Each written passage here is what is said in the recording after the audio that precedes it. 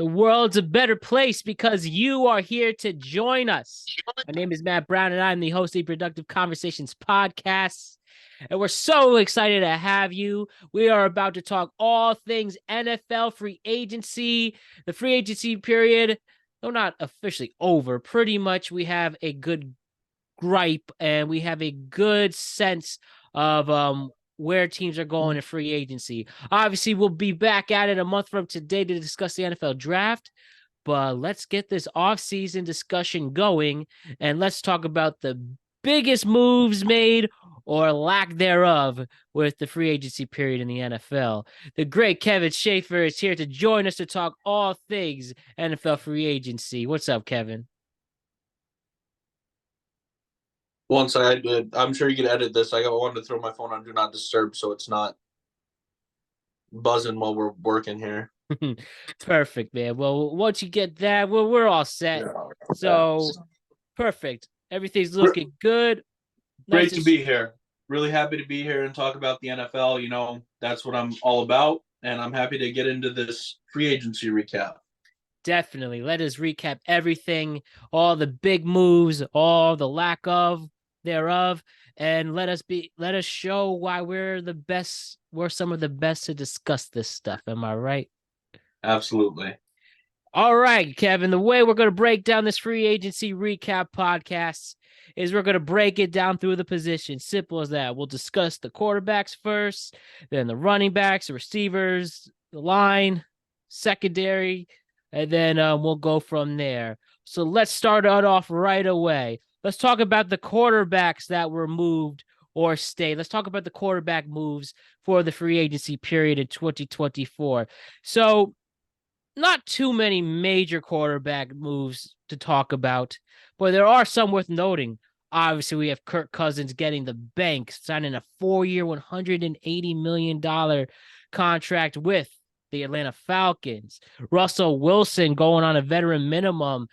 He's now going to Pittsburgh. We have some interesting backup quarterbacks moving. Gardner Minshew, I know you're a fan of. He's going to Vegas. Tyrod Taylor's going to the Jets, where it seems they finally fulfilled the big backup quarterback role that is needed. Sam Darnold's going to Minnesota. Brissett back to New England. Mitch Trubisky's going to Buffalo. Drew Lock's going to the Giants. Interesting moves to discuss. But regarding the quarterbacks as a whole, what's the most interesting move to you regarding all the quarterbacks? Kirk to Atlanta. And I love it. I love Kirk to Atlanta. He's come from a place where he had a lot of weapons, but they weren't giving him a run game. You know, his O-line was always a little porous. And the defense in Minnesota was good, but never great. He's going to a great situation in Atlanta. A ton of weapons. I mean, you're looking at Drake London, Kyle Pitts, Bijan Robinson, Tyler Algier. They added a wide receiver this year, too. They added Darnell Mooney. And I mean, I think that team's going to be very good with Kirk. Obviously, the big question mark is his Achilles. But he's a quarterback who isn't very mobile, so the Achilles isn't a big part of his game. I think he'll come back and he'll be just fine. And I love Kirk Cousins to Atlanta, especially in that division, which hasn't been very great the last couple of years after Tom Brady retired, or even Tom Brady's last year was not a very competitive division. I think Atlanta wins that division easily. Do you think in this 4-year period, how deep can Kirk Cousins lead this team? I mean, I've been under the impression that Kirk Cousins is a franchise quarterback for a while. Mm-hmm. I'm not sure he can win you a Super Bowl, but if you give him a good defense, and he's going to put up MVP-type numbers like he was last year, the last couple of years, been putting up great numbers with Jefferson, and now it's not just Jefferson. He's got, like I said, London, Mooney, Pitts, Bijan. He has a run game now. He has a good offensive line. If they can get him a good defense, I think he's a championship caliber quarterback.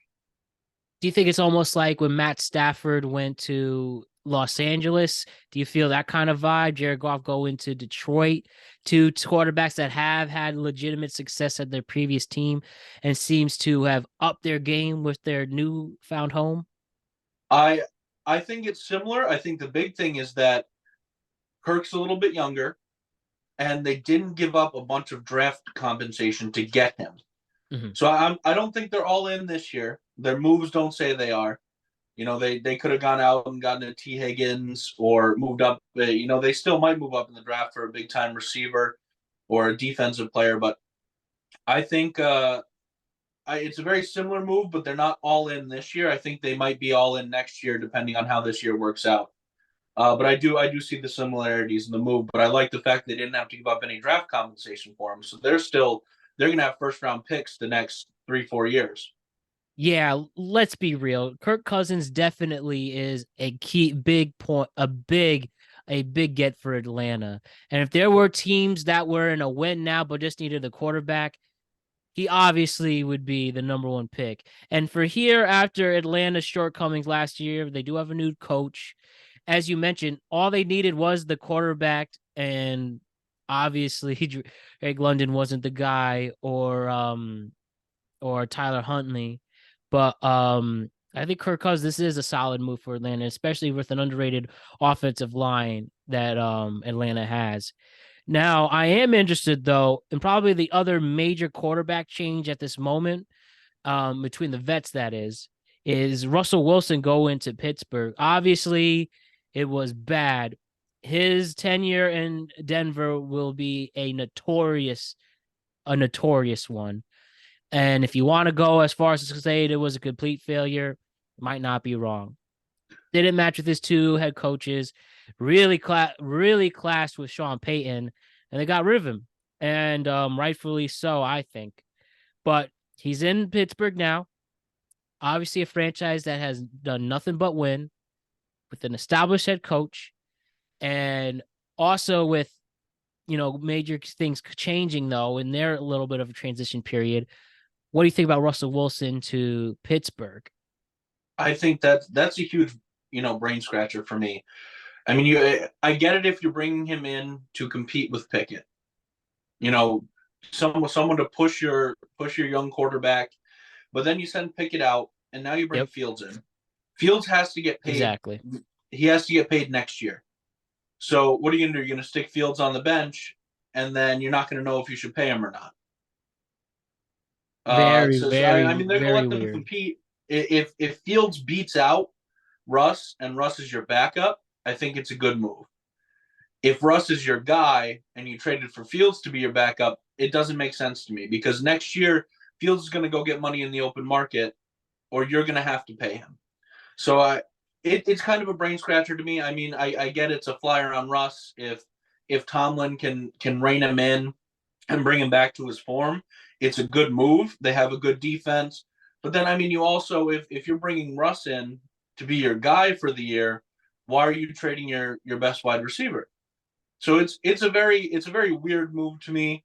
I don't know how I feel about it at the moment because again, if he's your backup, it's not a bad move. If he's there to push Fields, it's not a bad move. But if he's your starter, I'm not a big fan.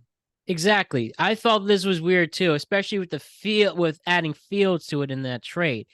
You talk about a team that doesn't really have established receivers right now. I believe Pickens is not on the team anymore. No, they Uh, still have Pickens. Not Pickens, which was what? Deontay Johnson. Yeah, Deontay Johnson was the one gone. So you clearly need some more weapons there. Um, there's definitely questions if Tomlin was gonna stay or not. I know they made the playoffs by the skin of their teeth, but I feel that this would be a good time, in a rare time, that Pittsburgh would actually rebuild. But you bring in this Super Bowl winning quarterback and multiple MVPs, and it's weird. It's weird. I mean I kind of love the Fields move. I Yeah. mean, you're not giving up too much. You're getting a young guy who's shown flashes, and and I think that's a fantastic move. I don't know how I feel about it coupled with Russ. I think Hmm. Fields and Pickett, you have two young guys, you let them fight it out. Winner's your quarterback.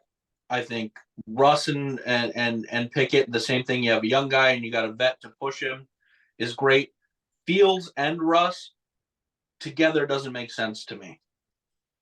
Nope. If you know what they say, if you have two quarterbacks, you don't have one. So I guess we're gonna have to see where this actually winds up. And as for the quarterback twos who made big moves, as I said, Tyrod Taylor, signed by the Jets. Great move on their part. Gardner Minshew's going to I'm not a Vegas. fan. Really? I If am not anyone a who's fan, watching actually. too, he's wearing a Zach Wilson jersey too. So I'll let you. Oh Yeah, why no, don't we no, go right I got away? on the Sauce Gardner jersey. Oh, yeah, sorry. That's a one, not a two. No, Excuse okay. me. But I don't like the Tyrod move. If you're gonna get a backup quarterback, especially to back up your 40-year-old who just came off an Achilles injury, why not get someone who's more available? I mean, when's the last time Tyrod didn't get injured in a season? I was gonna say you did get an injury-prone quarterback as well that can be moved, and he got Exactly. hurt against the Jets too last year. You look at Jameis Winston was available. I mean, and he fits this offense very similar. Out You in know, Cleveland. yeah, and he went to Cleveland, which again I don't like that move either. But you had guys like Minshew, who I love. Minshew's proven that he's a very capable backup, Oh and yeah. he's available. He doesn't get hurt. He's always available. And instead, you bring in a guy who's on the older side now, is never readily available to back up your guy who's in the last 3 or 4 years has had injuries. Is his body's starting to deteriorate because he's old and he's getting injuries, and you brought in a guy who's likely to get injured within the first 2 weeks if he has to play.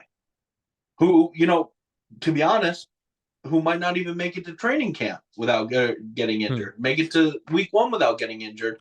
And then all of a sudden you're back in that same spot. If you don't trade Zach Wilson, Zach Wilson's your backup again. And then you So look at it, hey, Rodgers gets hurt, you're throwing the season away again. So I'm not a fan of the move. I was gonna say Woody Johnson, as early as today, this recording said if they can't get a trade, good chance that Zach Wilson will still be a Jet. Now I know, privately you've been a Zach Wilson defender, and how do you still think he really has it in him? Maybe gets one more chance. There have been like the rare Jim Plunkett is able to get a second chance with another team after having a bad, after not meeting expectations. His original team was a Patriot, then found success as a Raider. Um, Geno Smith as another example, obviously from the two New York teams and making success in Seattle. If Zach Wilson Another was to get another, BYU quarterback.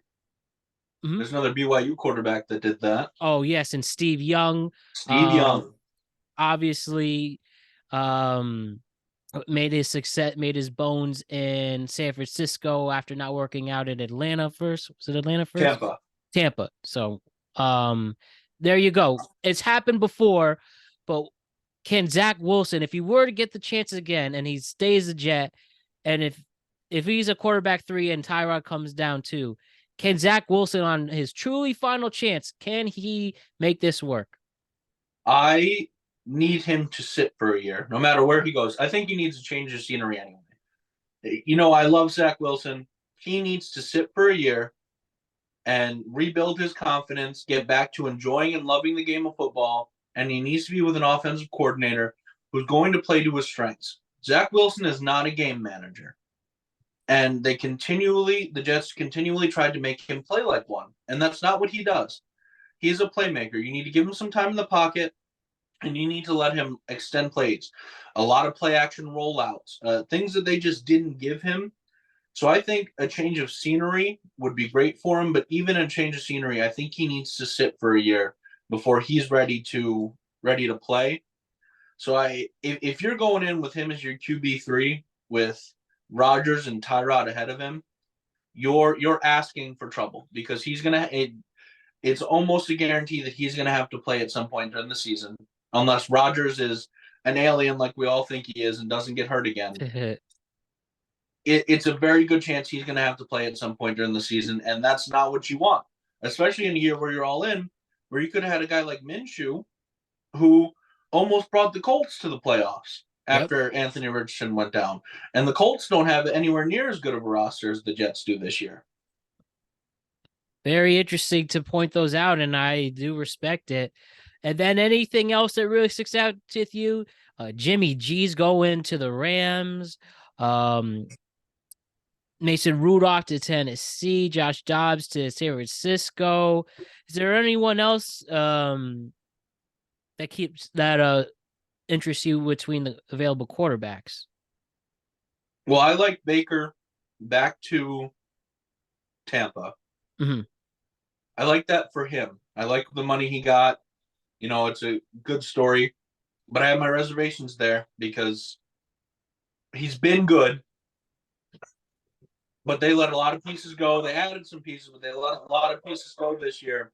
And if you're paying him that's your franchise quarterback, you got to be all in. Definitely agree with you. Hey, they did make a push, even won a playoff game. So at least he's shown that he is capable of it. But you're right, the rosters looks much different. They did decide to keep Mike Evans, but there's a lot of turnover besides that. So we'll probably break that down a little more as the show keeps going. But interesting stuff on this one. Now I'm really interested to start this convo and segment. The running back position, Kevin. It seems like it's almost at least like half of the NFL's 32 teams are going to have a new running back. Some things that stick out. Josh Jacobs going to Green Bay. Saquon Barkley going to the Eagles. DeAndre Swift going to the Bears. Pollard to Tennessee. Derrick Henry to Baltimore. Devin Singletary to the Giants. Austin Eckler's going to Washington. Antonio Gibson to New England. Zach Moss to Cincy. Joe Mixon to help me out. Joe Dixon to Houston. Very interesting. A lot of turnover here. Talk to me about the running backs and all the major moves going there. I hate Saquon to the Eagles. Thank you. I not because he's leaving the Giants for them, but you had a guy in DeAndre Swift who was very good last year. Oh yeah. And you let him go, and he ended up getting less money than you gave Saquon. I mean, that's not you're a championship caliber team. You've shown it year in, year out the last 2 years. Why are you letting a cheaper, younger guy go for someone who's older, has been injury prone, and you're paying him more? I'm not a fan of that move at all. Very obviously, and it's been well documented here. Not a fan of the Saquon move as well. But you also make that point. DeAndre Swift carried the Eagles for most of the season. Towards the end, at least, he seemed to be the only productive player. Now, I've heard there were locker room problems. I haven't heard his name being linked to it, but maybe if you want to see, smoke between fire, was he an issue in the locker room? Because he definitely didn't underperform. And people were surprised that Detroit let him go, but it wound up being the right decision. But that was eye-opening. And then for Saquon, obviously has the capability to be a teammate, to be a huge game changer. But, the things that we've ignored as Giants fans was the injury-prone aspect, but it could be a relief too. Well, there's going to be locker room troubles after Jalen Hurts steals Saquon's 17th touchdown of the season on the 1 yard line. Mm-hmm. I mean, I don't like it. I mean, he's a home run hitter. When he's healthy, he can hit a home run. But so was Swift, and Swift was making a lot of plays there. And on the flip side, I love Swift to Chicago. I absolutely love that move. They're doing it right. They were trying to build around Justin Fields. It wasn't working out. And now they built a very good roster for their young quarterback, Caleb Williams, to come into and try and succeed early. I mean, they've got their franchise right tackle in place. They've got a good tight end in Kmet. They have a beautiful receiving core with DJ Moore and Keenan Allen. And now you're adding a good running back in Swift. I like what they're building in Chicago. Yeah, you have to give a lot of credit for what they are doing. And for a franchise that has just been so lost since losing that Super Bowl to the Colts. Very briefly with Jay Cutler, maybe had a chance, made an NFC championship. But that franchise has been truly, truly ripped apart. And then, I mean, just they somehow made the playoffs with Mr. Trubisky, but that was really it. And what they're coming here, what they're building here was really exciting. We'll get to the receivers after, but Keenan Allen going over there as well. Big, big deal. Do you think this Bears team can finally get another division title again? Green Bay's cooking up something pretty good too. This Josh Jacobs deal is a big deal. I've I'm actually not a fan of the Jacobs deal, but I'll get to that after. I'm not a fan of Caleb Williams. Yeah. So I don't know. I think he's a very boomer bust guy, and I think a lot of it has to do with his personality, his leadership, Hmm. and if those things can get cleaned up, I think he'll. And he hates to play on schedule. He does not. I don't see him functioning well inside an NFL style offense, a pro style offense. But if they cater to his strengths, a lot like Zach Wilson, if they can cater to his strengths, I think he can be good there. But that's the big question mark for me with the Chicago team. But Jacobs to the Packers, I don't understand cutting Aaron Jones for Josh Jacobs. Especially after Aaron Jones, huge in the playoffs, and one of the Yeah, reasons why they snuck in. I mean, he's the reason why they beat Dallas. Very questionable move. and Jacobs wasn't the player he last year that he was 2 years ago. I mean, obviously he had that really big season, but then last year he just wasn't the same guy. And Aaron Jones has consistently been one of your best players. I mean, with Aaron Jones, availability is a question. Aaron Jones has been hurt a lot the last couple of years, and Jacobs hasn't missed much time. But if, to me, you cut a better player just to sign someone who wasn't as good. And for a 4-year contract too. He's the Yeah, highest paid. Well, he got the best contract out of everybody. and Jacobs is getting up there in age. Absolutely. And but Aaron Jones going to Minnesota though, as they're looking to rebuild. What do you think about that? Only 1-year deal though for $7 million. I think that they finally got a running game after they let their franchise quarterback walk. Ironic, So, isn't it? so I again the I did not like the Vikings offseason at all this year. Hmm. I mean, something we didn't talk about, but Sam Darnold to Washington to Minnesota, I kind of like it. I think Sam can play. I think if you give him a good team, he can win you some games. But they spent a lot of money this year in free agency when they don't have a quarterback. I Yeah, mean, they could be trying to build a roster if they want to trade up for a rookie or build a roster for next year for whatever rookie they'll probably bring in. But I don't understand their offseason at all. They lost their franchise quarterback and still went out and spent a bunch of money on win now type of players. that's an interesting move though. I do think they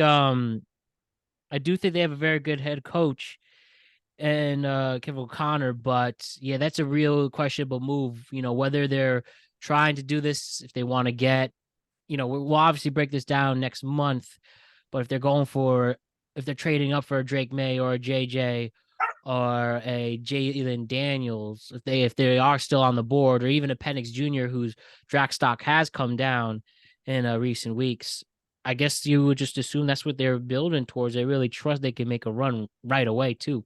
Still with T.J. Hawkinson and Justin Jefferson, you have to pay. And the rest of the running back market, I loved Henry to Baltimore. Yep, that's I exactly what I was think going to ask the that's next. I think that's a massive move. I love Henry to Baltimore.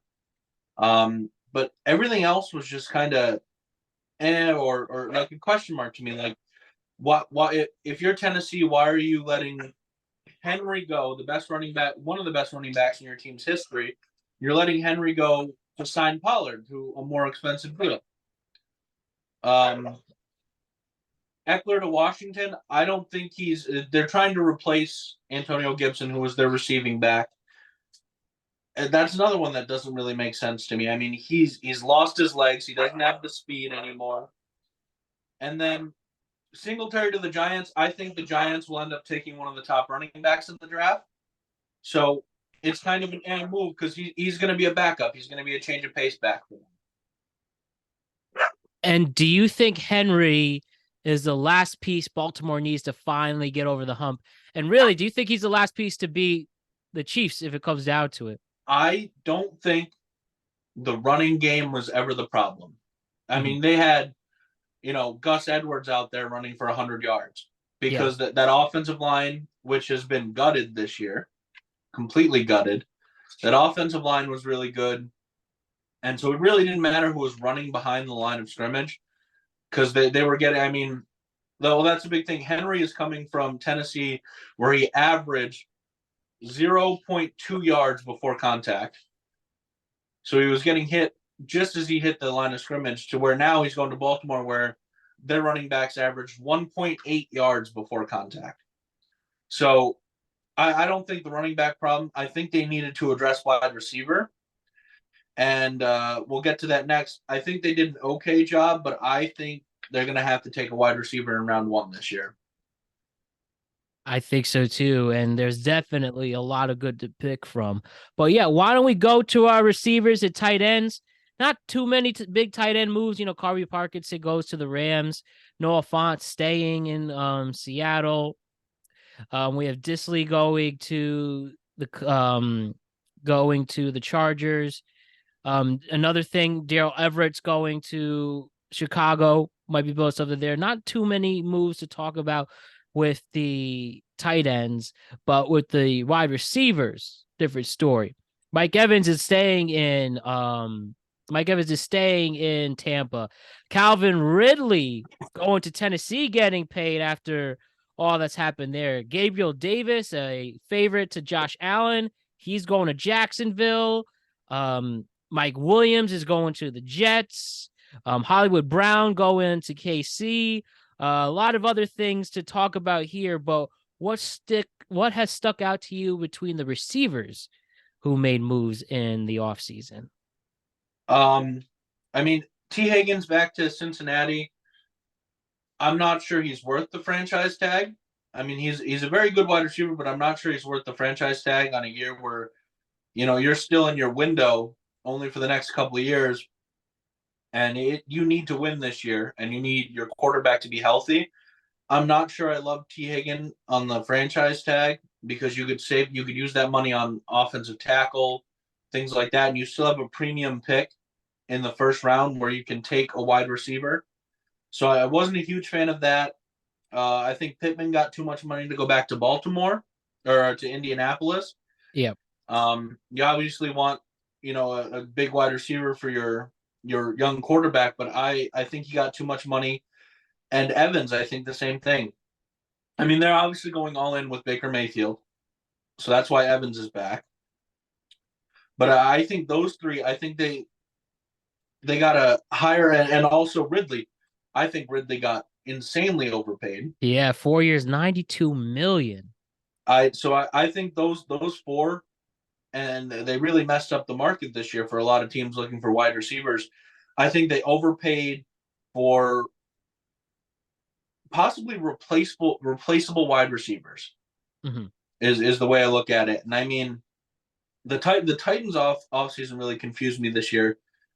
It seems like they're going all in around Will Levis, but then you're letting a lot of your offensive linemen go, but then you bring Ridley in for an insane contract.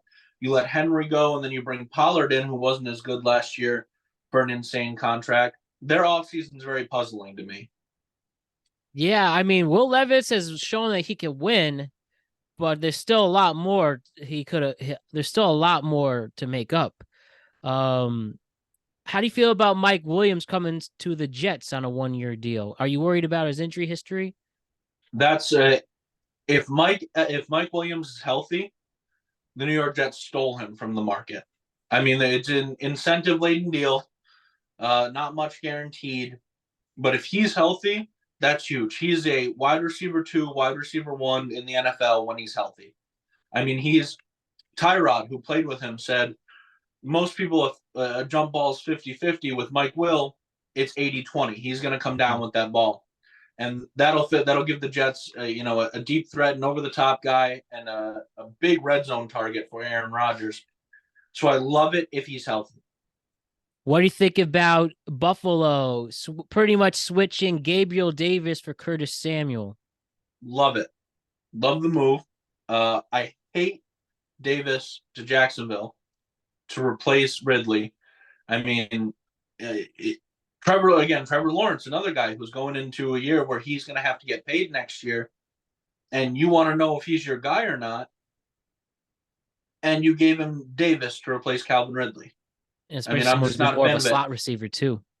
Yep, but you bring in Samuel, for the Bills, I think it's great. Gabe Davis could make plays, but he had a lot of boneheaded drops. He had a lot of issues. Samuel is a reliable slot guy, which is what they need. They need someone who's going to be reliable, who's going to make catches, who's going to pick up third downs, and that's what Samuel is. Yes, you talked about how impressed you are with Mooney going to Atlanta. Um, the Chiefs were very much in need for a receiver to help them complete the three-peat. Do you think Hollywood Brown was the answer for that? I love Hollywood Brown to Kansas City. I mean, he's last year their offense wasn't as explosive the last 2 years without Tyreek Hill because they didn't have a deep threat. Well, they went out and they added a guy with speed who's going to be a down the field threat. And I absolutely love that move. It's going to be able to help showcase Pat Mahomes' arm. And like I said, I've said it before on this show, the Chiefs are only going to get better. And that's what they did this offseason. I mean, I'm not a huge fan of the L'Jarius Sneed move, but their offense has gotten better. And the way they draft, I am sure they will find a corner in this draft because they've been drafting corners extremely well the last couple of years. Definitely, as you mentioned, need to fill that hold while Sneed is on the move. And one thing I want to go before we switch to the offensive line is the receivers who are still available. Hunter Renfro still available. Odell still around. Allen Robinson, Michael Gallup, just to name a few. A lot of pretty solid receivers who could at least catch the ball for you and get a few yards. Anyone that really stick out, and do you think could be a late signing coming in and still making big impact on a team? I just heard a lot of names who would have been big names in 2020, but they're not big names anymore. I mean, those are you have Odell with his. Everyone says Odell's knee is ready to explode, so he's always a huge question mark. Right. Renfro is a reliable slot guy who's going to pick you up some first downs, but he's not going to change the game. Gallup's a guy who had a big year and just hasn't done much since. So I'm not moved by any of those. I don't think any of those signings are going to move the needle. I'm sure Dolphins fans will tell you that if they sign Odell, they're winning a Super Bowl, but I don't see them as needle moving moves. Yeah, he was not one in Baltimore, and just part of the game, I guess. Another one, Michael Thomas, who had a promising career at once, but seemed with a mixture of attitude problems and having a hard time staying on the field. It's hurt him. Valdez Scantling and a very bad season in KC, even though a solid AFC championship. Gage, Shark, Agnew, Hardman, all of them. It's just it is what it is sometimes there.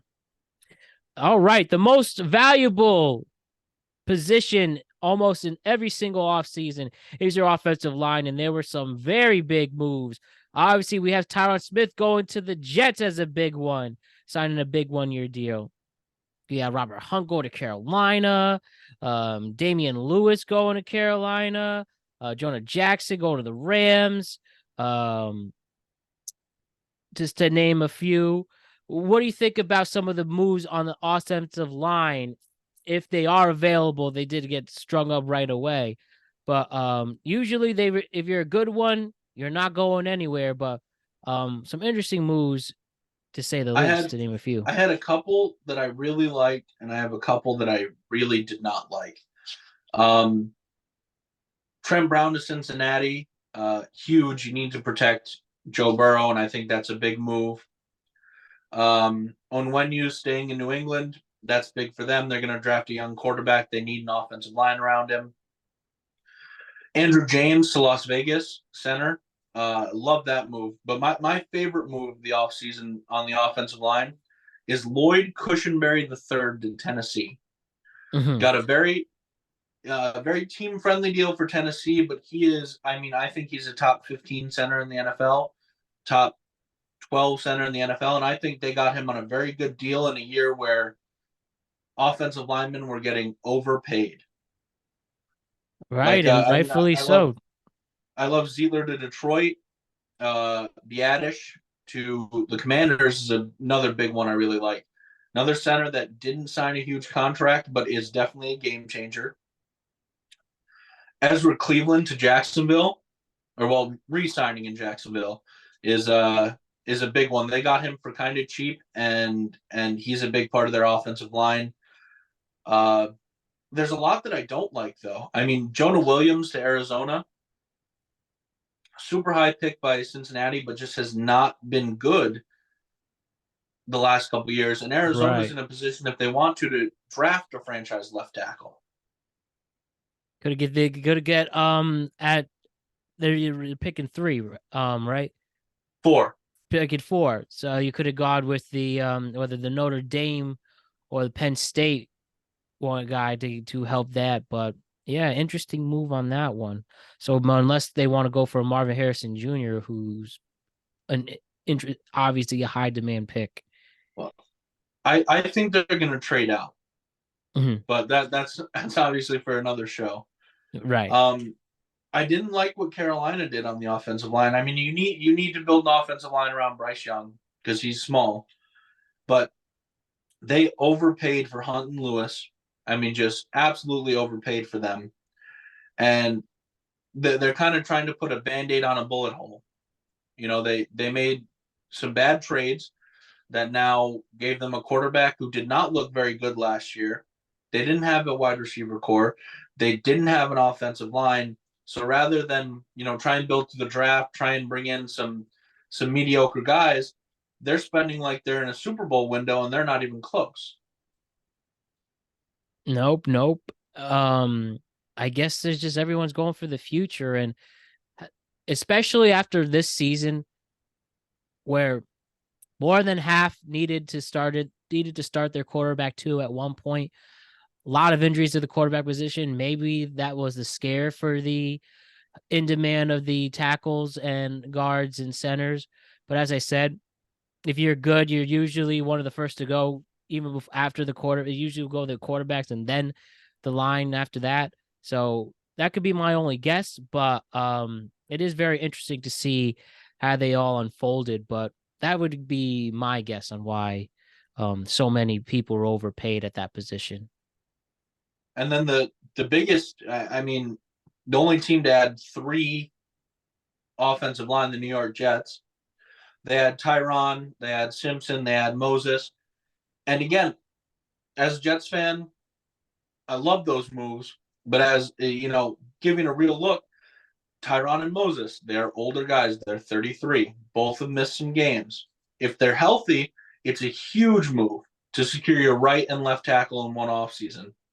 If they're not healthy, it's you need more depth. And then Simpson has been kind of an up and down player for Baltimore.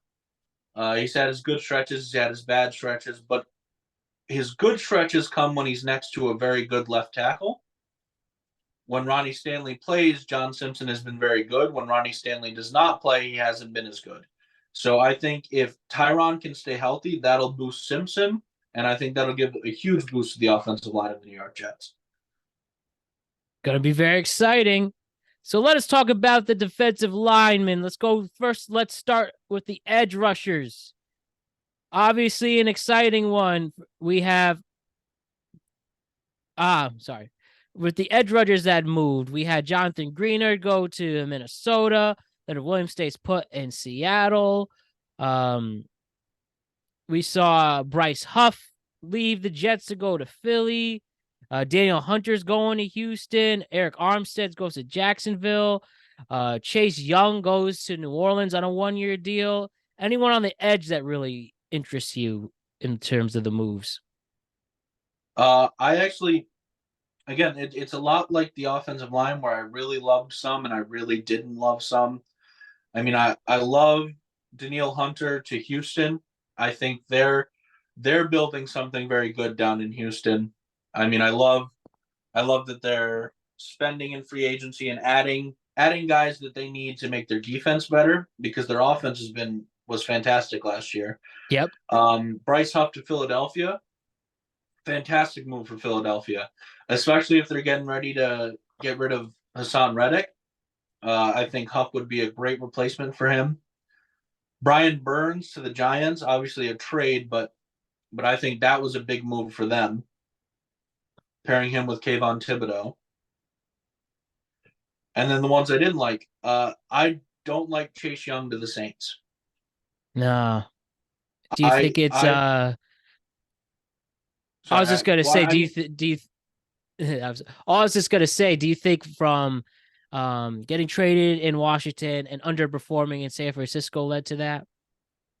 no, it's less how much he got paid, and more the fact that New Orleans doesn't have the cap space to make a move like that. Mm-hmm. You know, New Orleans has been in cap hell for years now, and you're adding a guy who, like you said, underperformed, and that move doesn't make sense to me. And they gave him too much. They didn't have the capital to do it, and that's I'd say a Chase Young kind of guy is a let's see if he develops, kind of a 1 year deal, prove it deal, and they gave him a bigger deal than he deserved on a team that you just paid Derek Carr a lot of money. You need to be all in to win it. So he's not the right guy, in my opinion. If you're going to give someone a deal like you gave Young, it's got to be Jadeveon Clowney, Leonard Floyd, um, you know, Greenard. One of those guys is the guy that you need to give that deal to if you're all in, not Chase Young. I hear you on that. And regarding the defensive tackles, huge Christian Wilkins, a huge 4-year, $110 million contract going to Vegas. Grover Stewart stays in Indy. Again, Arizona still cooking up some more, adding Justin Jones. Shadow Rakins goes to Cincy. Anything in the defensive tackles that is worth discussing? I loved everything that happened in the defensive tackle market this year. A lot of guys stayed put and made a lot of money and were just good re-signings. And then obviously the big one, Wilkins to Las Vegas. They're building a ground and pound defensive culture there. I mean, obviously they let Jacobs go, but I think they're going to go running back early in the draft. And I think Minshew's going to end up winning that quarterback job unless they draft a quarterback. Ooh. And I think that they're going to have built and are building with Antonio Pierce a real grinded out, punch you in the face kind of culture. And I think adding Christian Wilkins to that defensive line with Matt Crosby is just a fantastic move for them. It's absolutely scary and lethal. And especially if you want to bring down the Chiefs, the key is pressuring Patrick Mahomes and making sure he's not on the field as well. Quickly, let's just go through the linebackers and then the secondary after that. Who in the linebackers has stuck out? Not too many moves at that position, but a few to make note of. What else from the linebackers? I love Devin White to Philly. Again, Philly this year spent a lot of time filling out the pieces that they needed on their defense. And so I think I really do like White to Philly. He's a very fast, very fluid linebacker, and linebacker is one of their worst. I mean, they've drafted two in Nakobe Dean and Devin Lloyd. Nakobe Dean, they didn't draft Devin Lloyd. He's a Jacksonville Jaguar. But you draft Nakobe Dean hoping that, your Georgia players will work out, and he just hasn't been the guy. And I think adding Devin White, who left Tampa, is a very big move for them. Definitely. And I will also note here that's really good. Adding to Houston, Alshire going from Tennessee to there, adding to what they're cooking there from the defensive minded head coach in the but they let Cashman go, which is a huge question mark to me. I mean, very good last year. I don't see why they don't bring him back. And then speaking on Minnesota again, who's spending like they're still in their championship window, Minnesota gave Cashman a very big deal. So that was a big question mark for me, although they do get a good replacement in Alshire, but I think they should have kept Cashman instead. Mm-hmm. All right. Now let's look at the secondary, and then we will bring this all to a whole. So from our safeties and quarterbacks that moved, what's really excited you, Mr. Schaefer? Snead to Tennessee is, I love it, I hate it, and I have questions about it. I mean, Tennessee is trying to build around their young quarterback, and they brought in Snead. They didn't give up much for him. I don't understand why.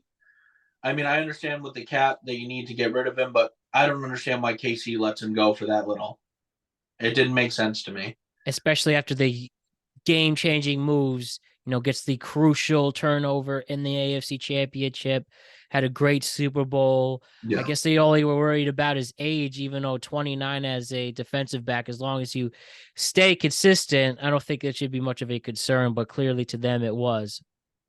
Well, and Tennessee also made another, under the radar move where they signed Chibode Awuzie, who's been Yes, very good in from Cincy. Cincinnati the last couple of years. And so they built a very good, 1-2 tandem at the cornerback position for themselves this year. Jalen Johnson going back to the Bears on what I would say is a cheap deal for Jalen Johnson, one of the top 3 or 4 corners in the NFL, is big for them. Winfield going back to Tampa and bringing Jordan Whitehead back. I think they were a very good safety tandem together when they played there, and now pairing them up again is very good. Um, I don't really understand Cameron Curl to the Rams. There's a lot of moves the Rams made this year that kind of puzzled me because they're another team that you your quarterback's old and aging. You had your best defensive player retire. You lost a lot of guys, but you're still spending big like you're in the Super Bowl window, and I just don't see it. I Yeah, think I think that it's that time one for playoff appearance must have given him a lot of confidence, I guess. but I think it's time for Los Angeles to transition. I mean, Matt Stafford might still have some in the tank, so I could be totally wrong, but I think it's Los Angeles, the Rams' time to not spend so much, get some young upside guys, and get ready to transition to where you're going to be taking a quarterback in the next 2 or 3 years in the top of the draft. For somebody who saw his team hold on to a quarterback too long in Eli, I think, cut the bait. You won your Super Bowl with him. You have a duo in Cup and Puka coming out of nowhere, who's turned into one of the top 3 duos in the league. I agree with you. It makes more sense to at least bring in a quarterback to compete with Stafford to be on his feet, or just Well, try to see who's available in drafting in one too. Because this I quarterback draft does have a lot of deep quarterbacks, oh yeah, even in the second round. If you want to go with like Sam Hartman oh, in Notre Dame, as I mentioned, um, Michael Penix Jr., despite a Heisman finalist, is probably going to the second round. I would love to hear more on what you're going to say. I'd say even till the 4th or 5th round, this is a stacked quarterback class. I mean, you have a guy like Jordan Travis, who, if not for the big injury towards the end of the year, would probably be a 2nd or 3rd round pick this year. There you go. Uh, a guy like Spencer Rattler, who lost his chance to Caleb Williams, who will eventually be the #1 overall pick, who has shown flash and has been good, who I think should be a 3rd round pick, 3rd or 4th round pick, who will probably drop to the 4th or 5th just because of the sheer quantity of quarterbacks in this draft. Right. I think eventually that before the season starts, before the draft, Zach Wilson will be a Los Angeles Ram. Mm-hmm. It makes way too much sense. I mean, obviously, everyone says Mike LaFleur, he'll never take him back. They'll never work together again. I don't care. Mike LaFleur's not even calling plays there. So I think that Sean McVay is going to look at him and say, that's a raw piece of clay that I can mold. Stafford will be their quarterback this year, but I can give him a year off and I can fix him. And then next year we can just pick up right where we left off. And that might be why they're spending, because their thought is that they'll be able to bring in a Zach Wilson or someone like that to be able to mold. Change of scenery might be all it takes. So let's break it down. 2 final questions. Kevin, once and for all, which teams got better after the free agency period? So I've got 5 winners and 5 losers here. Perfect. Break it down Winners, for us. I have Baltimore as the #1 winner. I mean, I love what Baltimore did. They kept Matabike. I don't like that they lost some offensive linemen, but the Baltimore Ravens have always been an offensive line factory. They're going to be just fine. I love the people they brought in and Derrick Henry. I think they had a very good offseason. Atlanta, number two, my number two winner. Again, Kirk Cousins is the big reason why they're at two, but they still added some pieces and retained some pieces that will make them a much better team this year. So number three is they're a loser if injuries are an issue. If everyone stays healthy, they're my number three winner of the offseason is the New York Jets. I mean, if Tyron Smith, Morgan Moses, Mike Williams, Tyrod, if they're all healthy, they're a winner. They're one of the biggest winners of the free agency period because they didn't spend very much, but they got a lot of quality players. My number four is Chicago. I mean, if Caleb Williams is what everyone says he is, Chicago built him a team to be successful starting right out the gate year one this year. I mean, they brought in a running back, a very good running back. They brought in a wide receiver one to be his wide receiver two. They have 2 picks in the top 10. I love what Chicago did this year. And then number 5 is either Tennessee or Cincy. My question mark around Tennessee is Will Levis. If Will Levis plays well, their moves made sense. If we're not seeing it, but they are with Will Levis and he plays well, their moves made sense. And they could be a very good team this year. And Cincinnati, I love what they did. They brought in, a tackle. I think they're going to be very good around Joe Burrow this year. Yeah, I give you a lot of credit. I think all 5 of those teams should improve, from better protecting Joe Burrow to getting more pressure for the defense with the Ravens. Obviously, with the Jets filling exactly what they needed and a better offensive line, a legitimate backup quarterback, as long as he's healthy, is good. And and then the Bears, what they're cooking up for being bad for so long and letting that GM cook for years. This is the year where it has to make sense, and it's all on Caleb Williams now. Great stuff on this one. Now talk about the teams that underachieved in the free agency period. Well, a team that basically didn't sign anyone, but lost, half their starters, the Los Angeles Chargers. I mean, Oh man, they are with a my brand new coach too in Harbaugh. well, Very but I interesting. think they're my number one loser of free agency. But Harbaugh has been in the college ranks for a couple years, and he is gutting this roster, and he's going to build it his way, and so that's totally fine with me. I talking about the draft, they have the number 5 pick. If you trade down to 10 with the Jets, who want a wide receiver or an offensive lineman, you trade down to 11, 12, 13 with one of those quarterback teams, or even back farther, you're going to get probably an extra 1 next year, a 2 this year. If you trade with Minnesota, you might get 2 1s this year. So I think that's their plan, is to build through the draft, which in college football is what Harbaugh knows. So I think they're going to move back and gain a lot of extra picks and try and build through the draft. And then they'll eventually, which it doesn't make sense to me, because you have a win now quarterback in Justin Herbert, who's going to have to get, or did he already get paid? He did get paid. I believe Herbert got paid. So you're going to have to, you should have been more active in free agency, and you shouldn't have gotten rid of all your weapons, but we'll see what Harbaugh can do. Yes, very interesting on that one. So who are your other losers? The Vikings, my number 2 loser, which is surprising because they added a lot of talent, but they lost Kirk Cousins. They didn't get a viable QB to really replace him. I would have loved to see Russ maybe in this situation in Minnesota, or Fields through a trade. But I think they overspent on a lot of players in a window where they didn't have the ability to overspend because they're looking at a rebuild. Miami, another one of my losers, and that's mostly because they lost a lot of big parts of their defense. Xavier Howard gone. You have Christian Wilkins gone. I mean, I didn't like what the Miami Dolphins did.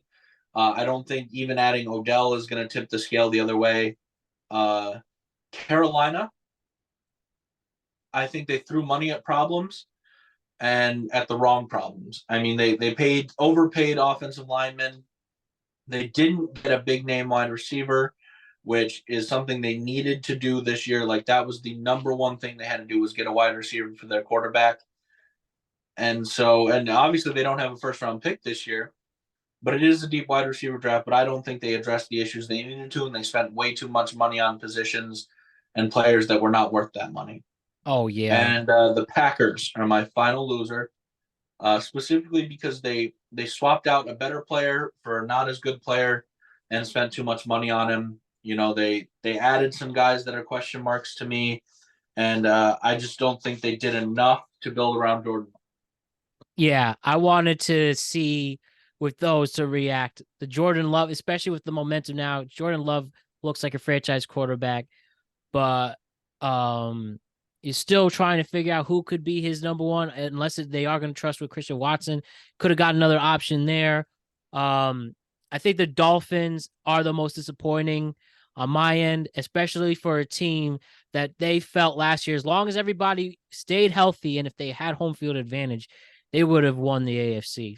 They were that good enough that things would have worked that way. Well, I mean, Miami's big signing is an injury-prone overpay of a center from Tennessee, and Braxton Berrios coming back. I mean, if you're saying you're a championship caliber team, that can't be your biggest moves, and you can't lose. You know, your best player. I'd say Christian Wilkins probably one of their best players, at least on the defensive side of the ball. You can't lose your best player on the defensive side of the ball and then captain too, not make up for it by adding things either on the defensive or offensive side of the ball. And they didn't do enough for me. Yep. I bite him in the ass, man. Might bite him in the ass. But regardless, we hit everything we needed to hit. Amazing show as always, Spank. We'll see you in a month to break down the draft. We're looking forward. Kevin's going to break down the draft for us. I'm sorry, I should say he's going to mock draft for us. Both will break it down together. But really excited to see that mock draft. We'll be up about a week before the draft. And then just check out our other content. And just in case you forgot, we have some graphics on the winners and losers from Kevin. And regardless, offseason has begun. And we have a lot to look forward to. See who's going back to the Super Bowl in New Orleans this year. But good stuff as always, Kevin. And I'll see you very, very soon. Happy to be here. Thank you.